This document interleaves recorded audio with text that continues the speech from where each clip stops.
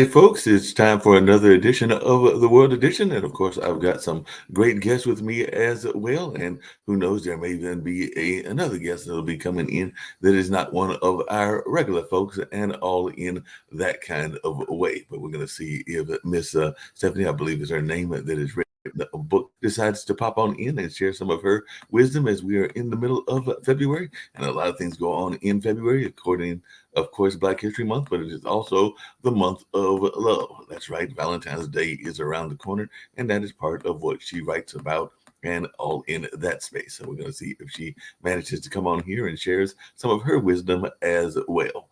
But definitely, there is some items going on around the world, and of course, we're going to get to other items as well. But definitely, we do know that President Biden will be giving his State of the Union address very shortly, and all of that. And we're going to see what his perception is of how the United States is doing and how things are going around the world. And apparently, Arkansas Governor Sarah Sanders will be delivering the GOP response to Biden's address. And it looks like Progressive Representative Delia Ramirez is set to give a State of the Union response as well. So there might be responses coming from different parts of the aisle and all in that kind of way.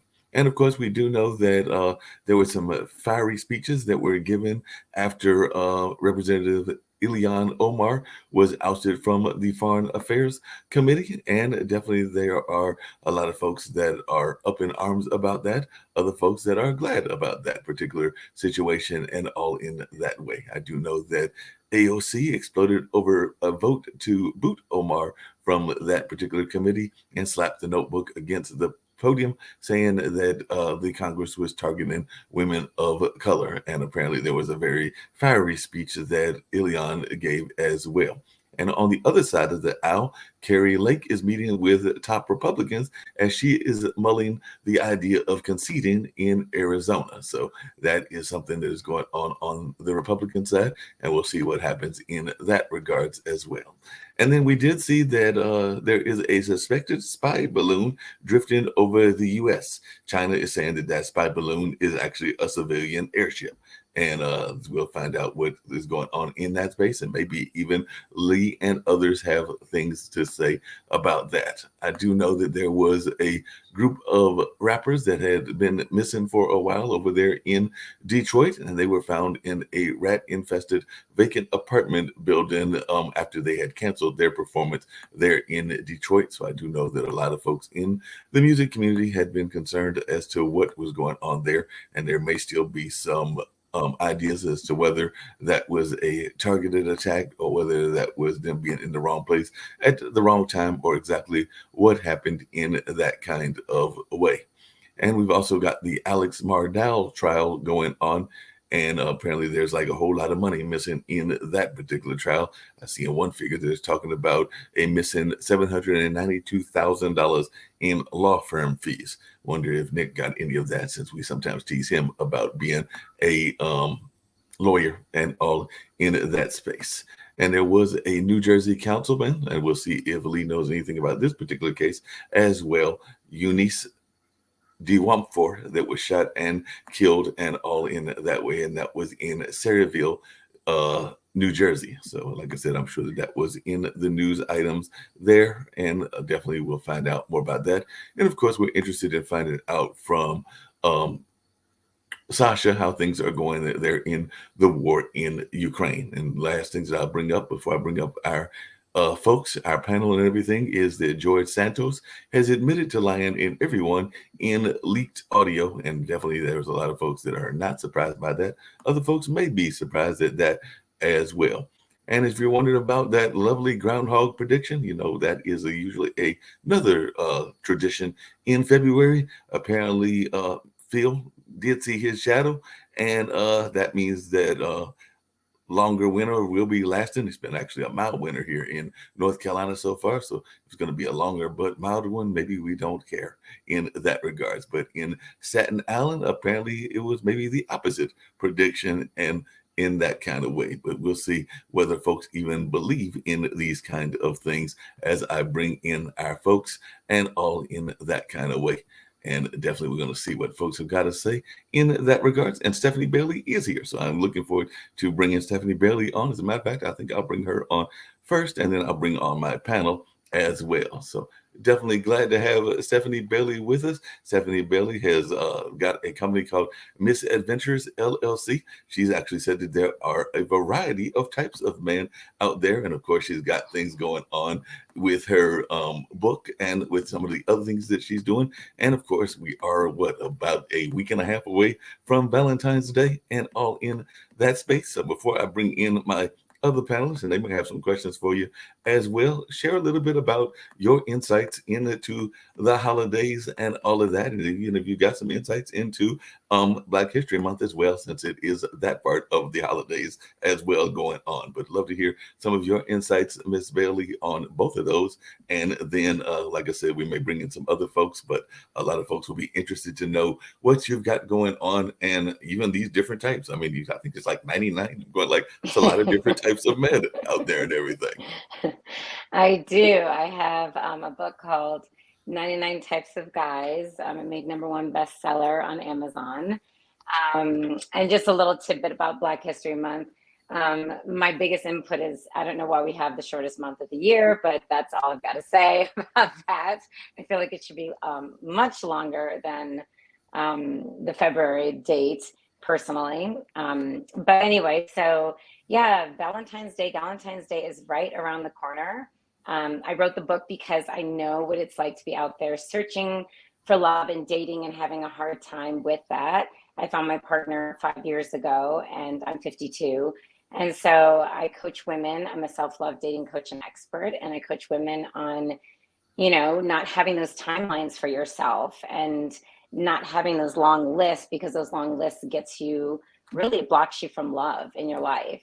And I created this book, 99 Types of Guys, so that anybody out there who's either dating men or who wants to reminisce about their past dating experiences, maybe you're in a relationship and you want to know what type of man you are dating or in a relationship with, or maybe you're just a man who wants to know what type of guy you fit into, or maybe you just want to laugh. That's why I created the book.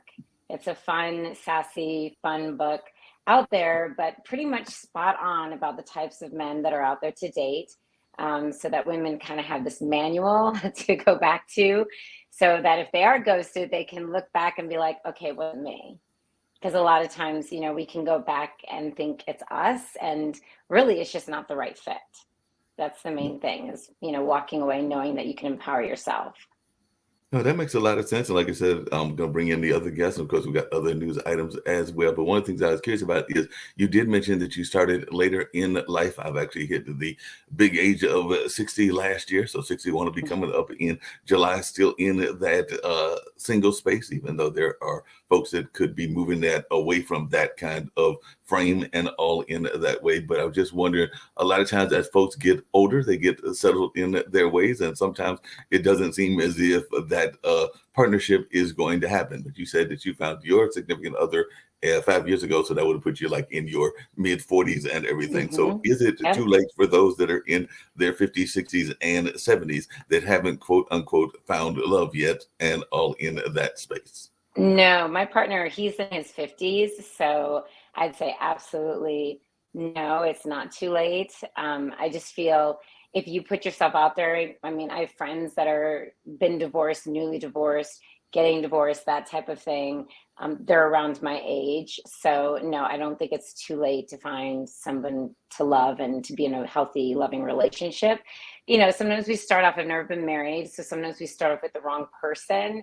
And then we realize that's not the right person, and we see ourselves getting divorced later on in life, especially if we got married early. So again, it's just being hopeful and just knowing your person is out there.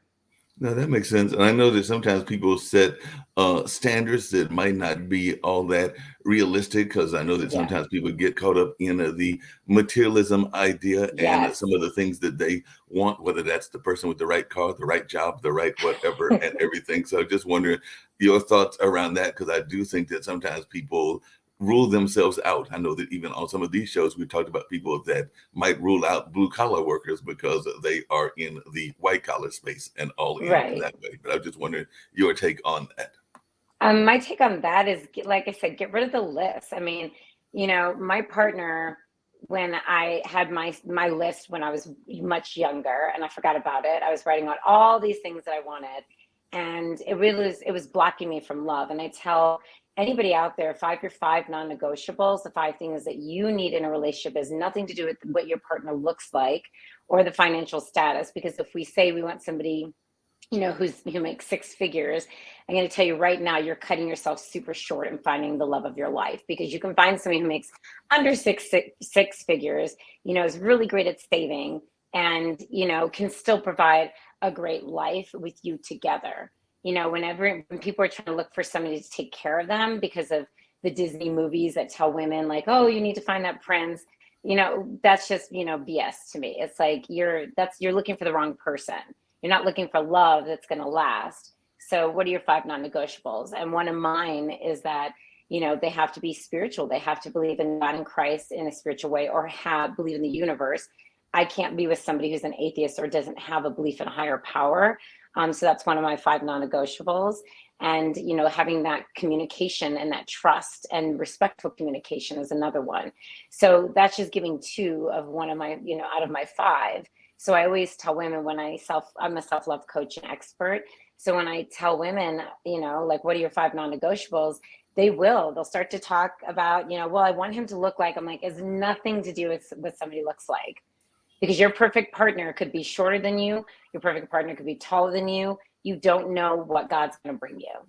So to be Well, open-minded. no, that makes a lot of sense. Before I bring in my other guests and we get to some of the other issues of the world and everything, and of course, they may have some questions for you as well, including who these 99 types are. Maybe we can't get into all 99 of them are Yeah. and all in that space, but definitely one of the things I was curious about is the pandemic did raise a lot of people to open their eyes to different kinds of love and different kinds of relationship. I saw a number of online relationships, some long distance relationships that flourished because sometimes we were stuck in whatever state or whatever country we were in, but you might have found, say you were in England, you might have found your love in Nigeria, or say you were in actually a war-torn area like Ukraine. You might have found your love in some place like New Zealand or something like that. So I'm just wondering how much it has the dating lanes changed during this last 2.5, 3 years of the pandemic.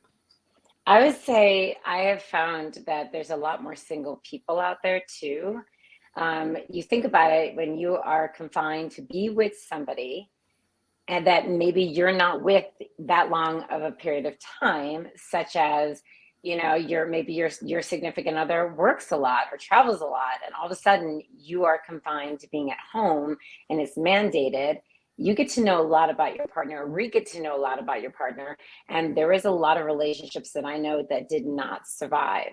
And then there's relationships that were struggling that actually got better during COVID. So it was kind of a toss of the coin, about what relationships or what happened with relationships. But yeah, I found a lot of relationships did not survive the pandemic Yeah, that because makes they a realized the person was not their person.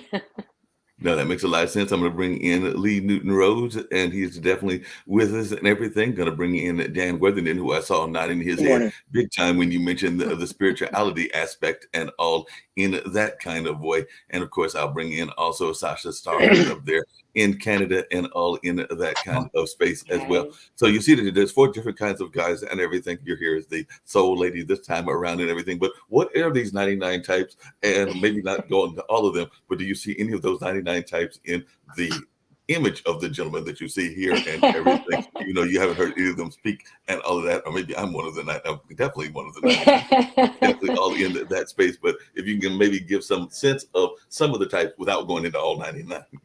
I mean, some of the types I can't say, for sure with all these gentlemen here, because I haven't spoken to any of them yet. But one of the types of guys I have in there is called gaslighter.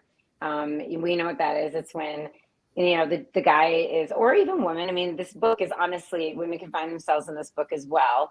But a gaslighter is when somebody is trying to, what you're saying is like trying to not over talk, but even overtake over what you're saying and making you feel less than in more of an aggressive way. And so my tip, because I leave funny, sarcastic tips, is know where your fire extinguisher is, know where your exit signs are, and run versus walk. So I try to keep it lighthearted. It's not a male bashing book at all. My mom, who is 81, when my dad passed away at 53, she was in her 40s. She never remarried, never dated, nothing. So she's not my target audience for my book. And she said she laughed and giggled. She's like, this is a really great book. She's like, it's informative, but it also makes me realize, like, I'm glad I'm not out there dating, but at the same time, you did mention some really great guys in your book. So it encompasses a bunch, and that was my main focus was you're not, if you're picking this up because you hate men, then put it back down, because that's not what it's about. Yeah, definitely makes a Okay, good Mark, sense. can I add something? Yeah, I Yes. do. Good morning, Stephanie. Contrary to what Mark is saying, don't listen to him. This is not the dating game. You don't have to choose one of the three of us. But one of the problems in America we're having today is with children having, fatherless homes. Is there something men and women are doing wrong in terms of relationships? I honestly feel that they go in and they're not going in with an open heart. And if you go in, what we were talking about is if you go in this list, it's not going to work out. It's like, that's blocking ourselves from what we really want. But if we go in with our 5 non-negotiables, then yeah, that's a completely different thing, because then we're saying, yes, this guy treats me really well. And I don't know if any of you've ever watched, Sex and the City, but Harry was my favorite character for Charlotte, and she almost wasn't going to be with him because he was bald and he was hairy. But then the way he treated her with everything that she wanted. My dad was bald, by the way. So, but and he was an amazing man. But that's what I'm saying. It's about how somebody treats you at the end of the day. And women tend to forget that. It's like they look at oh, what does he drive? Where does he live? I'm like, none of that matters. What matters is, how is he treating you? Because you can have the car, you can have the man that's going to shower with you with money. And then guess what you're also going to have? You're going to have somebody who's controlling most of the time. You're going to have somebody that has all these high expectations from you, and you're not going to be living your authentic self. So I always say, don't fall for that. You need to fall for the connection. Yeah, that makes sense. And the least point, and I'd love to hear if other folks got other thoughts before we get to some of the other news items, and definitely want to hear from Sasha how things are going there in the war in Ukraine. But I do know that sometimes there are a lot of single women that have kids, and you said that you found your other half recently and everything, and I don't know, because you mentioned a past relationship, whether there were kids involved, but I do know that there are folks that have kids and grandkids, and that can also be a factor, because not everybody is willing to accept the responsibility of somebody else's child, even though that is actually, I think, a noble act, but not everybody is willing to do that. Not even their own sometimes too. Mark, not even their own sometimes too. Some fathers they're not there for their own kids. No, yeah, that's true too. Yeah. Very sad. I just wondered, from a dating standpoint, is that something that was a concern of yours, if you have any children, the folks that needed to understand the nature of the kids in the relationship? Because like you said, you're a relationship coach as well, and I do know that some people bring the kids right into the relationship. Other people want to make sure that they love the person and that they know the person before they bring the kids into it and everything. That's actually something that, as a single person, I've even told friends of mine, is that I want to make sure that I actually like the woman before I'm ready to meet the kids, because the kids are, if there's no relationship, there's no reason to bring the kids into the relationship and all in that space. Oh, 100%. I agree. So I don't have kids personally. My partner has 2 boys. His son has been living with us. He's 16 for over 3 years. His other son lives with his mother up in the mountains, because that's where she ended up moving. But yeah, so we have, this weekend, we have both boys. So I'm a stepmom to them. I've embraced them very well. I have dated men with kids that, it was hard because I didn't feel like they really wanted to parent. And for me, that was something that was hard to respect, somebody who, lets their kids talk disrespectfully to them, because I did not grow up that way. And so if I, dated somebody and their kids are talking disrespectfully, it makes me say, okay, what are you doing here? Why aren't you parenting? Why aren't you checking your children? Why aren't you grounding them? To me, regardless if you're a man or a woman, when you have children, you're there to parent and guide. And, luckily I'm with a partner who is a very great parent, and we partnership together with that. So parenting, having kids doesn't stop anything. My sister, when she got divorced, she thought that she wasn't going to find somebody because she had children. and she ended up getting into a relationship with somebody, and he also has children. Yeah, some of that Brady Bunch activity that goes on. I've Yeah. had some friends that have done that as well, those blended families. And that does seem to be something that is more common these days around the world, is the blended families and all in that kind of space. So what is some of the Yeah. advice that you give to people that are doing that blended family? I know that, like I said, I don't have any kids of my own, but my brother has two, and I know that his fiance has two as well. So they are all older. My nephews are 13 and 14, and one of the future folks in that blended family, well, my brother's fiance's kids, one is in college, the other is in high school. Yeah, I believe Jack's in high school, if I remember correctly, and all in that nature. So there are various ages, everything from 13 on up to, I think, 19 or 20 is what FE is. But what are your suggestions for those that are in those blended relationships? I would say partnership is really important. So when you're talking about something, we're dealing with a teenager that I've been dealing with since he was 12, right before he turned 13. And it's really having those conversations and being partners together and saying, okay, this is what we're going to say to him together, and being on the same page. Because if you're not, and you're trying to discipline and your partner thinks differently, it doesn't work out, because then the child knows that they can play both sides. You have to be a united front when it comes to children. And also you need to not be afraid to parent, because if you're afraid to parent, that child's not going to respect you. So as I've told, Bruno, who's my stepson, there's a time that he was like, he got mad at me. He's like, "You're not my mom." And I was literally like, "What?" And I was like, "Here's the thing. I'm not trying to be your mom. I'm trying to be someone that loves you, because kids cannot get enough love." And I said, "I'm Switzerland, and I'm not afraid to parent you, because in a divorced family, a lot of times, dad wants to be fun dad and mom wants to be fun mom, and nobody really wants to parent because they don't want to look like the bad person."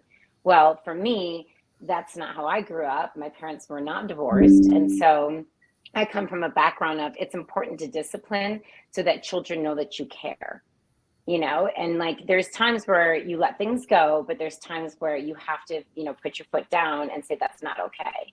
And this is why, or this is why I'm grounding you. So then they understand. That makes a lot of It's sense. interesting you said that you sometimes let things go. I heard one time in parenting, you don't have to notice everything a kid does. Right. You can just, right. You don't have to comment on everything and micromanage.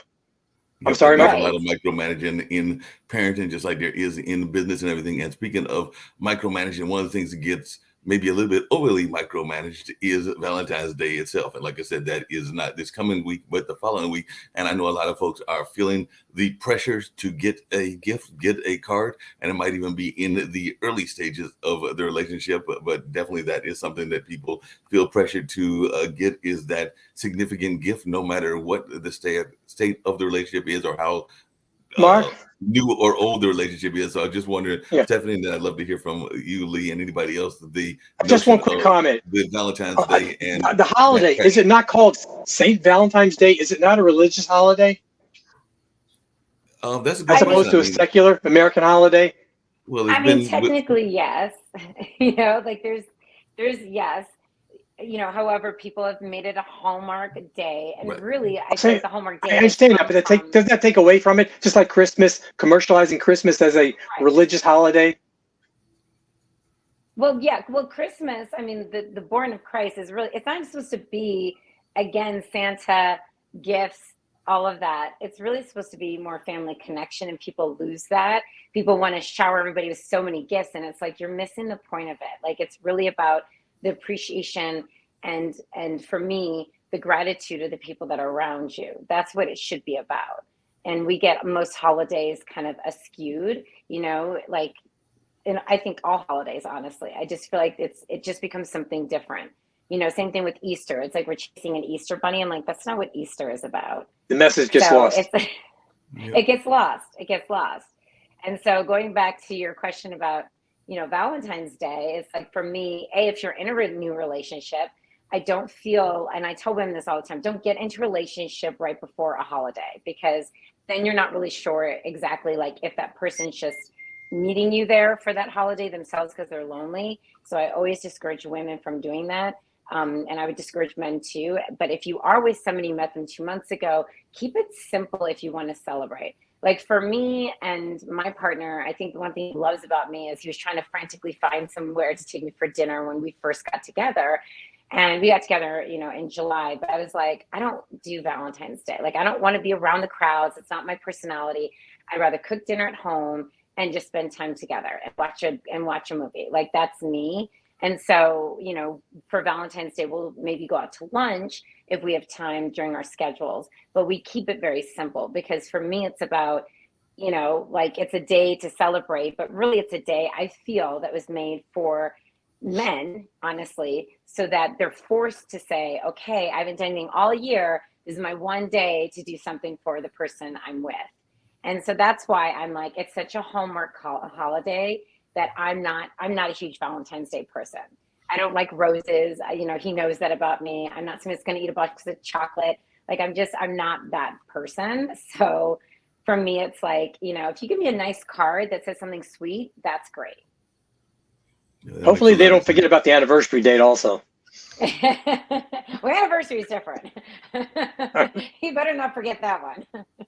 Yeah, anniversary is a whole different ballgame, and you definitely got to remember that. Hey, Sasha, just really quickly, I'm glad that we had this chance to get into a lighter conversation on a Friday, but there are some hard-hitting things going on in the world, and of course, we do have what's happening there in Ukraine. So if you can give us a little bit of what you're hearing lately from the front lines over there in Canada, as I know that you are keeping track of those kind of thoughts and issues going on, and definitely we hope that war ends sooner versus later. And if you've got any thoughts around that China spy balloon, as I know that you have served in certain militaries and all in that nature, even though I don't know how much dealings you had with the Chinese when you were there and everything, but any thoughts around this supposed spy balloon that they're saying is not a spy balloon, but definitely any thoughts around those military issues, both in Mark, what are the options? Someone's party's balloons got lost at the party? Hot air balloons? Mark, I want to say that they said it was like a civilian aircraft, but yeah, I'm not buying it either, but we'll be interested to see what folks' reactions are. Mark, your question is longer than my answer. Well, just give a short answer. Short answer. Okay, before I'll do my short answer, first of all, I would like to provide my comments on relationships and parenting. Please. And what you've just discussed. Please. I don't have such a rosy view on the both parenting and relationship. Number one, parenting. You are enjoying parenting 10 years from the moment the child was born until he's 10. Okay, I'll give you 12 years old. So whenever he's becoming teenager, he's becoming his own person, and you are becoming actually impediment. You are not helping him. You are just kind of a necessary evil, which is there, and he'll tolerate you simply because he cannot live on his own. He needs your place, a little bit of money, and all that stuff. So we're talking about maximum 12 years. That's it. The parenting is 0 to 12. After that, it's a lost cause, and you don't even have to fight it. You just let it go. Okay, the child will stay with you until he's 18 or whatever is legal age that he can go on his own, and you don't need to support him or so on. He's becoming his own separate person with his own views, including political views, economical views, and whatever other views he may have or may not have, and just let him go or her. That's it. That's the end of story. Number two, the relationship. I'll tell you that I'll try to word it correctly, but let me tell you that nothing beats highly paid and skillful call girls, and this is by far the best form of relationship. And she can, if she is really very skillful, she can be rough, she can be gentle, she can imitate whatever you want her to imitate, and this is by far the best. And if you try once this, you don't need any relationship, period. They're all digging for money. They want to take advantage of you one way or another, either being your lover or becoming your spouse or whatever. It's nothing but aggravation. And instead, you can pay a fraction of what your wife will take from you, and have a really good and meaningful, high quality time. That's my view on relationship. Okay. Okay. Now, Nick, that you're was just in time. no. Listen. It's my view. It's not. It's Okay, not the network's view. That's for no, sure. it's not. My Like I said, own that's personal Sasha's view. view and everything. Definitely want to get to One Ukraine, second. but one Sasha, thing. Sasha, is that a take on your parents' relationship? I was Sorry. gonna ask Once again. that. Is that a critique of your parents' relationship also? That they were out like that too for each other? It doesn't apply to me personally, simply because I'm married to a wonderful person for now 50 years. I have Very fortunate. fantastic daughter and two lovable grandchildren. On the other hand, I know what I'm talking about, and it's not it's not so simple, mind you. It's You not. know, and Nick may have some thoughts as well. Nick has been married there for a minute, is very supportive of his wife and everything. So maybe he wants to jump in to You're the in therapy conversation today. as well, because we've been talking about Valentine's Day, Stephanie. Nick, you might want to lie down. Wait. I'm an attorney. Can I plead the fifth or something? Or you can On this issue? Yeah, you can plead the You fifth can if you take want a to, fifth. but yeah, just go ahead and play the fifth. But one of the things I was curious about is one of the other things that I definitely want to get back to the Ukraine and everything is that sometimes people are very much wanting to get gifts, wanting to get showered with gifts, and apparently, you know, there's a whole country that's going to help people get those gifts because apparently Hong Kong is going to give away 500,000 free airline tickets to lure back the tourists. So maybe that's what we got to do in order to get this love is get these one of these 500,000 airline tickets. That's big. Are you serious? Yes, they said that they are giving away 500,000 airline tickets as part of Hong Kong's $2 billion promotion campaign. So yes, they're giving away 500,000 free airline tickets. I'm all over that, Mark. Okay, I mean, I'm there, buddy. And Nick, don't get too excited. They're not first class. Hong Kong, here we come. You know, let's get out the credit cards on to Hong maybe Kong. you can get an upgrade. All right, yeah. Oh, by the way, I checked the major news media, so the people on Pod TV around the world know what we're talking about here in the United States. All right, here's the reporting on the war in Ukraine, Sasha. 0 for today. So I guess the war is over, at least according to the United States. So not necessarily so. well, over here we declared it. The news media in the United States declared the war over. So I guess I don't know what media are you following. I'm following ABC, CBS, and NBC. Okay, I'm following a magazine by the name Foreign Affairs, which is U.S. magazine, by the way, so it's part of U.S. media, but not one that most people listen to or read. However, Sasha, yes. Foreign Affairs, isn't that on Epstein's Island? It's a poor joke. No, it's a Well, maybe joke. Stephanie knows about foreign affairs. She's an expert in relationships. Yeah, Right? foreign Tell and us domestic. about foreign affairs. Okay, here's what Go ahead. is, Wait, what she is an expert. I'm telling you. Let's bring her on, baby. Foreign affairs. Let's hear it. I don't know a lot about foreign affairs, to be honest with you. I know very little, to be honest with you. I am somebody who I watch some news. I'm somebody who I feel there's one view, there's another view, and then there's the truth, correct? Yeah. And I feel people get that skewed too much in this world about what that truth is. And you turn on one station, you turn on another station, and you're getting completely different facts. And so then you have to do your own fact check.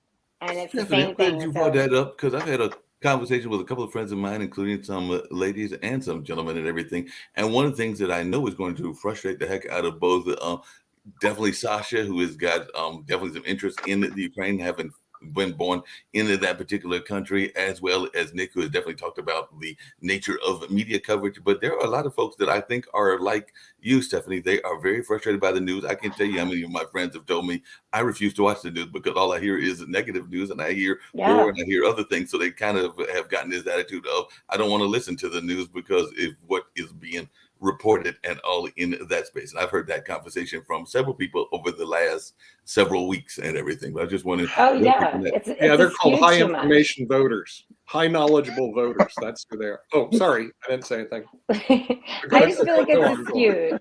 I mean, I know that there's tragedy that goes on in the world, and you know, even with the George Floyd, that was horrible. I'm not going to say seeing somebody murdered on TV was okay. It was not.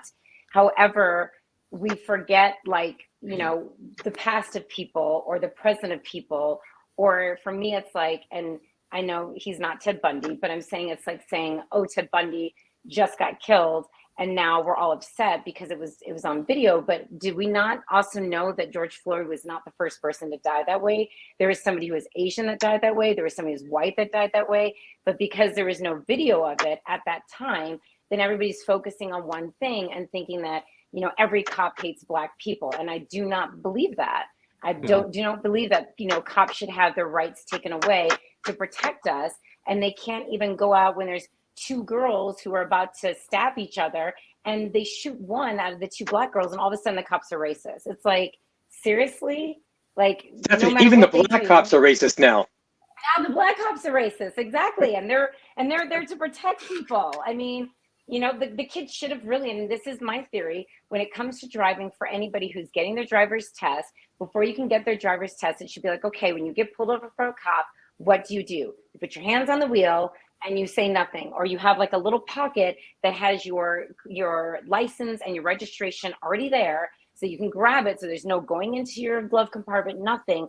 That's going to cut down on a lot of these murders or kids taking off and fearing for their lives, and then stuff like this happening. Because we never look at the bigger picture of like cops' lives. How many cops have died since the George Floyd thing? But nobody looks at that. Nobody looks at the white guy that was walking his dog and got killed by some Black kids because he was white. Who cares? He's not Black. Black lives matter. And so for me, it's like, it's gotten too far for me as a Black woman. I'm like, this is going so far that it's separating the country. And I'm not okay with that. Stephanie, when you were in school, did your teachers educate you about how to behave in the event a cop stops you? Did you get a lesson by your teachers? No, I got a lesson by my father. Okay. I grew up in DeWitt, New York. So I grew up in a very Jewish area. Are you in New York City? Is that where you're from? No, I'm from upstate New York, DeWitt, New York. I live in Denver, Colorado. Oh, Denver. And I went to and I went to a tier college in Boston, and then I went to Clark Atlanta University, which is an all Black college in Atlanta. And I took, Black history and all that other stuff. But yeah, like we did a march, for Rodney King.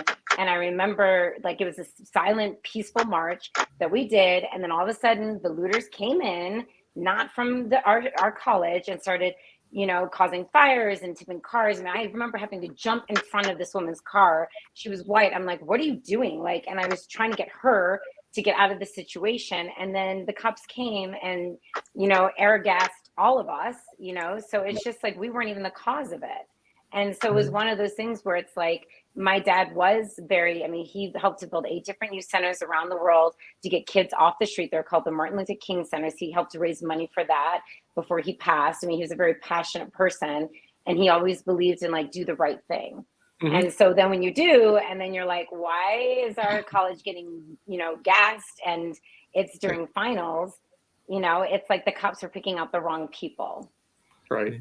Since you said that, Stephanie, because a friend of mine is actually from the Denver area originally and all in that way. And I know that they talked about how they had a different experience depending on which school they went to there in Denver and everything. Because I think they went to the, at one time, the predominantly or one of the predominantly African-American schools, but then they went to the very largely majority European or European American school, and it got a lot of flack for even creating programs within that school around Black History Month and around things of that nature, even though they were just trying to bring awareness of their culture to the larger community and all in that space. But I just wanted your take on Denver. We oftentimes think of Denver as being a very liberal to some degree state, city, and definitely the state of Colorado as being very liberal, kind of like to some degree Wyoming is as well. But I just wanted your take, as we don't always have people from Colorado on. Wyoming's not liberal. Colorado, Boulder is a communist state. But go on. Yeah, Colorado way back when used to be a Republican state. Now it's definitely more a Democratic state. I'm neither nor. I listen to political views, and that's how I decide how I'm going to vote. I don't come in as one way. I study my stuff. I watch the debates. That's how I choose of what I think is right for the economy. However, going back, in general, when it comes to Black History Month, I've always felt way back when, because I went to an all-white high school, all-white middle school, there is not enough learning about anybody. I mean, you learn, okay, there's slavery, there's Martin Luther King. That's all you know. You don't even know the depths of slavery. You don't even know how the progression of Black people are and the things that they have discovered and the accomplishments they've made, which is beyond the ones that you hear, which is frustrating. And it's the same thing with Latinos and Asians. I mean, if we all had this all-encompassed book of what everybody has accomplished and struggled, and really, even what the Holocaust looks like and what Jewish people went through, it's like you just get these snippets, and then people think that they're greater than other people. And it's like, no, if you really look at what everybody's gone through, we're pretty all in an equal frame. Because even when people say Black people were the first enslaved, it's like, well, actually Native Americans were, and they didn't survive, and that's why they didn't stay slaves. Actually, the But Hebrews were. well, and the Hebrews were, yes. I mean, if you're going to go way back, but I'm saying when Black people compare themselves, I mean, it goes even back. I mean, Egyptians were slaves, right? I mean, Yeah. it goes way back. But when people are trying to compare it as of right now, I'm like, that's not true, people. Look at your history. If you're trying to compare, Black people, I'm like, first it was Indians compared to Black people. Yes, Jewish people were enslaved. Egyptians were enslaved. And we can go way back in history where we can see slavery. However, I just feel like our books aren't giving our children enough education to really grasp and then have that sympathy and that understanding of what everybody's been through. Yeah, Because Stephanie, we've all been through stuff. you might agree with this. We are all children of God. No matter Yeah. what race, creed, color, doesn't matter. God created us all in his image and endowed us with inalienable rights. And that's, we are all master creations. We all have the unlimited potential because of the gifts of God. We're here on this earth to make choices and to choose right over wrong and to progress along. But ultimately, we all answer to our maker. And that's how it works. Absolutely. Absolutely. Dan, I agree with what you're saying, but I don't know why. Some people have a fixation with the color of someone's skin when really everybody's a shade of something. And there's blacks from different countries, whites from different countries, or everything in between. Nobody is pure white or black or what have you. And but part of that is also what goes on. And I don't know if Stephanie's got any thoughts about it, but there is also, and I know that Shaquille has teased me about this when I brought it up, but colorism is a very real thing. There is differentiations even among the ethnicities and all in that space, because definitely there was a time that lighter skinned African Americans like myself were seen in a better light than others and all in that space. But I'd love to hear Stephanie's talks around that. When I brought up colorism before, there have been people on this panel that have actually thought that I was speaking out of turn or not bringing up something that was a realism, even though I think that's real. That's real because, as they would have said, if I was back in the slavery times, I would have been more in the house, right? Versus out in the field because I'm light skinned. And, when I walk into a store with my white friends way back when, I was treated differently based on my skin color. And so, just that assumption. And again, I don't feel like it's systemic racism. I don't feel like we're going back. We're not in chains. I don't even like when people say that. I think that's, again, is just separating us as Americans and as humans in general. However, I also can understand the color thing. At the same time, when people say I don't see color, I'm like, that's BS. We all see color. It's how you react when you see that color.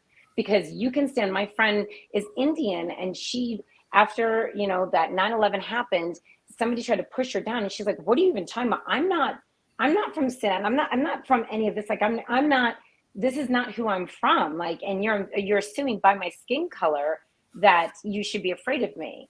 And again, it's like how we react when we see somebody's skin color. But that's out of ignorance, though, is it not? That is out of ignorance. And it's also ignorant to say, I don't see color. I mean, come on now. We all see color. Well, we all see color, just we see eye color and hair color. But most people don't react to eye color and hair color. Why do they react to skin color? Like Japanese or Chinese, I mean, are they white? Are they black? Are they persons of color? Like Harvard College wants to discriminate against them because they're white-ish. Does that make sense? No, it doesn't. Because I don't, again, it's about what are you seeing in front of you? Because really it's about a person.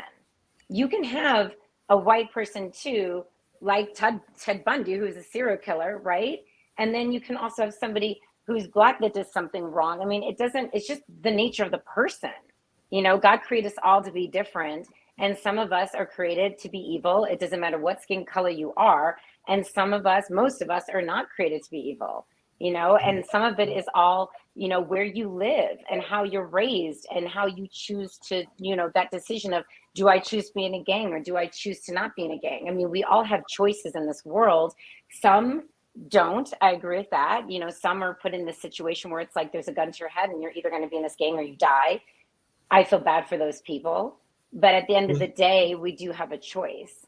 But along those same lines, and I know we talked about it on the news show before, we talked about it on a lot of our different shows, how much of that need to belong is the reason that a lot of our kids get involved in gangs. Because my brother's actually worked with at-risk youth, and I know a lot of times why they are getting involved is because one is the kind of a sense of what they can get in the sense of a quick return. Sometimes they don't always think about the danger involved with that quick return, because you can make some very high money. I mean, of course, you might wind up in prison. A good chance you will end up in prison, and you might wind up dead, which is a very much of a consequence and all in that space. But a lot of times people aren't thinking about that. And every time that I have heard my brother and other people that have been in that space talk about it, it's about being accepted into some sort of society when you're not being accepted by others. To Lee's point earlier, that there are a lot of children that are not having guidance at their home. But I was just wondering your take on that as a stepmom. Yeah, and that's why, you know, I have to disagree with the fact that after 10 you don't parent. Parenting is very different now. What kids go through in high school is so different than what I went through in high school. There's more pressure with teenagers to be in this group or that group. When I went to school, I was with the same people from elementary, middle school, and high school. There is no, once you get after middle school, you get to choose what high school you're going to go to. You're split up from most of your friends. You're meeting new people. You're trying to fit in. And some of the ways of fitting in is not okay. I mean, kids are doing drugs way earlier than when I grew up. You know, kids are exploring things differently. I mean, we have to constantly have a talk with, you know, our 16-year-old and say, listen, do not smoke anything, take anything, because you don't know, you know, what's in it. You don't know if you're going to die tomorrow. Like, and you have to understand also with kids, the suicide rate is higher now. So to say you're going to disconnect as a parent when the child turns 10, that's not realistic, at least not here in Denver, Colorado, or in most states in the United States, because kids are committing suicide over things about being teased. There's, you know, everybody has cell phones, they do videos. I mean, they exploit people to such a high degree that's so hurtful. And what you go through as a teenager now is so different, because the technology is making it a lot harder on kids to just be able to just say, okay, you're 10, now you can freely do whatever. Not in this household, because we've had to go through a lot of stuff. And I'm so blessed because, you know, Bruno is an amazing kid, but he's an amazing kid because I check in. I don't check out with him. And that's how he's able to. I mean, our whole thing is we have huge communication. We talk about everything. There's nothing off the table in this house because there's no judgment. Go ahead. My oldest is 45, and we is still parenting. Not telling him what to do, but he calls me for advice. Yeah. And you know, we try to have a relationship that's respectful, open, so we can share ideas and views and that kind of thing. But when they become an adult, they become more like your friend, and less like your frenemy. You know? Yeah, and they go through that age of irrationality, which Sasha's talking about, where they really think you're stupid, you don't know anything, and they go crazy with hormones and all that. That's to be expected. I've had it with every kid. I've learned that that's just part of the process. We've got a 15-year-old granddaughter that I adopted now. She's autistic, and so we have some special challenges. But she is such a good girl, and she requires a lot of gentle parenting because of her disability. But she tries so dang hard. I'm so proud of her, but you just have to be there for your kids. I mean, whether You definitely got to you be know, there for the kids and everything. Speaking of being there for the kids and everything, sometimes, and I'm going to shift the topic just slightly and everything, but sometimes there are countries that like to be parents as well. So apparently, and I know that, and I'm going to maybe bring another thing up to tease one of our analysts that isn't here and everything, but I know that Chris Greco is not the biggest fan of the French, but the French have warned Netanyahu over the judicial overhaul and the settlement. So he's over there trying to tell the folks in Israel what to do. And apparently the U.S. is expanding its presence into the Philippines, and China is angered over that. So apparently there's some folks in the different parts of the world that are angered over decisions made by one country or another. But I didn't know if anybody that is following the politics of the world had any thoughts on either of those, because apparently the U.S. is expanding its presence back in the Philippines, and they're saying that they're doing that to counteract China and the Chinese well, aggression. they're doing it at the invitation of the Filipino government because you know, the Philippines are in a bit of a bind there, where they're so close to China, and China is expanding into the South Sea and all of that, and they're seeing China as more of a threat. They were kind of cozying up to them for a while, but there's a danger in that. So you have to kind of pick your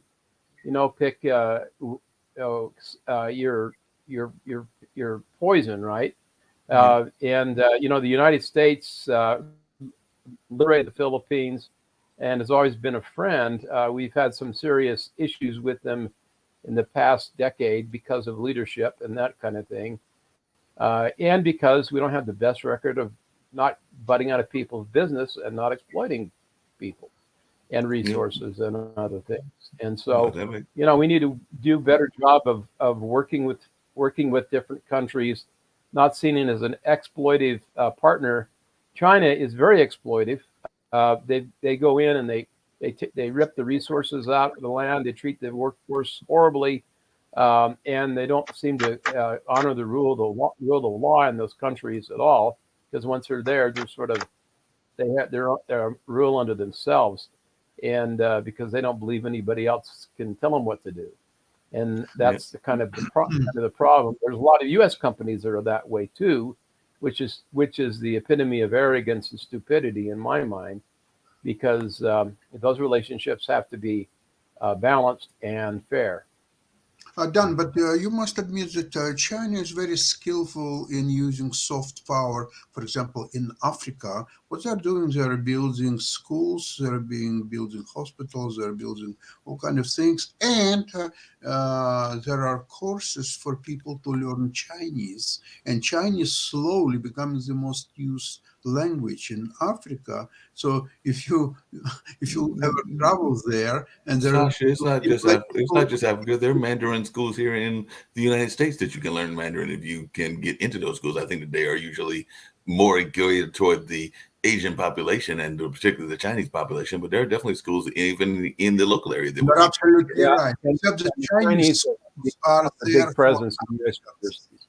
They're right there for Africans. They're very affordable. They all have good locations, good teachers, and their courses are to blend whatever local languages in Africa people may use, like Swahili and maybe some others.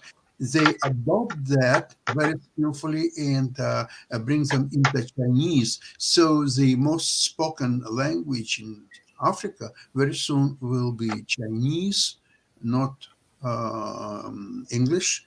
And Russians are not doing the same thing. Russians, it's a very brutal approach. They're just trying to grab whatever they can. You know Russian, right? Yeah. But Sasha, which of the Chinese languages are we going to be speaking? Because there's not just one Chinese language. There's Mandarin, there's Cantonese, there's about 5 or 6 different languages within China and everything. Because I hear you saying speaking Chinese, and there's not just one Chinese language. You can choose one, whatever you like to learn, and they provide all teachers in all Chinese languages.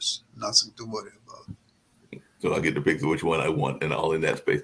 Well, we can ready to wind down and everything, but definitely, I know you've got your show around the Ukraine that'll be coming up at the 11 o'clock hour. So folks will be interested in that. And of course, we do have the chess show that'll be coming on in the sense of being aired on tomorrow, even though we might do a pre-record later on. Actually, we will be doing a pre-record later today and everything. And the thing that I was going to tease Chris about if he had been here, but I'll just mention it and hopefully he'll pop in and everything. But there was a hitman that was found working as a pizza chef there in France. And apparently he's been on the run for 16 years and all in that space. And he was actually found after they had been looking for him for all of those decades. And guess what, folks? Guess what his last name is? Maybe they're related. We'll have to find out and all in that space. Because when I looked at him going like, wait a minute, there was a Greco that was found and all in that space. Hopefully they're not related, or maybe they're just distant cousins or something like that. But I did see that they found them. Probably and he did not. have literally the same last name, but hopefully they're just distant cousins and all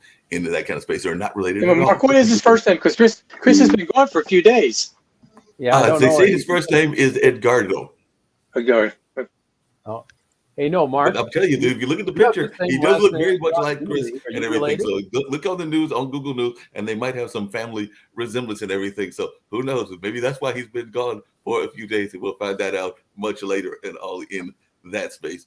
But definitely just giving him a hard time, because actually I did get a text from him earlier, so I know that is not him, because I got a text earlier and it was not from the prison itself. So the text was actually from a more reasonable location and all in that space. Stephanie, it's been great having you on this particular day, kind of breaking the hard-hitting news that we usually have, but still having some fun conversation and some important conversation. So before we get on out of here, and we've got about a few more minutes, if you will tell folks how they can reach you, this book that you've got, and any last words that you would like to share. I'm sure that me and the rest of the panelists would love to hear that. So you can reach me either on my website, miss-adventures.com.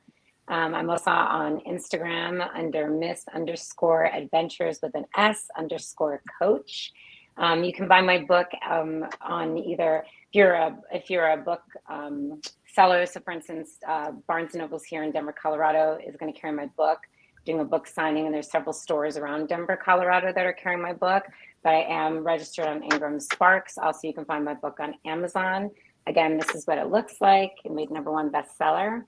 And then just to wrap it up, I just feel as long as anybody's keeping their heart open, there's love for everybody. And I truly believe that, because, you know, I've dated more than 99 types of guys. There's a second book that's coming out next year, but it's about, you know, you might have to go on those coffee dates and figure it out, but also take that time to really figure out you, because, you know, at the end of the day, if you don't even love yourself, nobody else is going to. You can't be searching for somebody in order to make yourself happy. You need to be happy before you find that person. So Definitely that's my appreciate tidbit. Appreciate that, Ms. Bailey, and everything. Any final thoughts that the rest of the panel have? We still got about another minute and a half to go and everything, but any final thoughts you've got, Lee and or Dan? Otherwise, we'll get ready to get on out of here. I just wanted to add to what Stephanie was saying about marrying people or to fix them. Mm-hmm. That's not the purpose of marriage, and more often than not, you don't. Yeah, I agree. That's the best way to be in a failed marriage. Well, that's the first thing my wife did when we got married. She had me get fixed. Did it work, Dan? I don't know. I don't think it was a problem, actually. Jury's still out. The jury's still out on Dan as to whether it worked or not, and I'm sure that even Dan's wife might still think that it is a work in progress, as the old saying goes. So it might be a work in progress. Yeah. Yeah, Mark, I don't know about you, but in New York City, it's supposed to go in single digits tonight. It's supposed to be getting a little bit chilly here. We've got down into the 30s. I think it's supposed to get down a little bit colder down here in North Carolina. But, you know, they're used to that over there in Denver. They probably already had about several snows and all into that space. Yep. It snows and then it's warm, and then it snows and then it's warm. We don't get hard, winters like I used to do within upstate New York. Because we have the full 4 seasons. We don't, unless you're in the mountains, you don't get the full 4 seasons. It's beautiful there. I live in Utah. You actually get the used snow. We get it first. You get the used snow. It explains why our skiing is much better. Ooh. Well, I'm not a skier, so or a snowboarder. I like the kid. And when you say used snow, I hope you're not referring to the color. No, it's well, I don't know. I I assume that going over the mountains and stuff purifies what the remaining snow is, Right. Yeah. right? So it's clean, supposedly clean snow. Yeah. Well, on that note, we're going to get on out of here. Now, there's no snow in the forecast that I'm aware of for North Carolina, and I'm not a big fan of the snow because many years ago there was an ice storm, not a snowstorm, and that's actually where I had one of my few injuries and visits to the hospital because I fell down and broke the lovely arm and all in that space. But like I said, that was about a decade or so ago. But it's not fun to falling on ice and then falling on asphalt and then finding something go crack, No. because that is literally what happened. But That well, on hurt. that note, we're going to get on out of here, and we will bring back more news stories on next week and everything. And Miss Bailey, you're always welcome to come back to share I would items love about to. the book and any other things that you want to share in general. And if you've got friends in Denver, I actually met the gentleman that's running for the mayor of Denver when he came to Nice. speak in Durham not that long ago. So I'm hoping that he's going to come on one of our shows, because I know he's very much into the anti-gang kind of activities and all in that space. So definitely hoping to bring him on in the near future. So we might have some other people coming from Denver as well. Nice. Thank you for having me. It's been fun. Nice to meet you. Y'all have a good weekend. Do the Nice to same. meet God bless. you. Take care. Bye. Bless. Bye bye.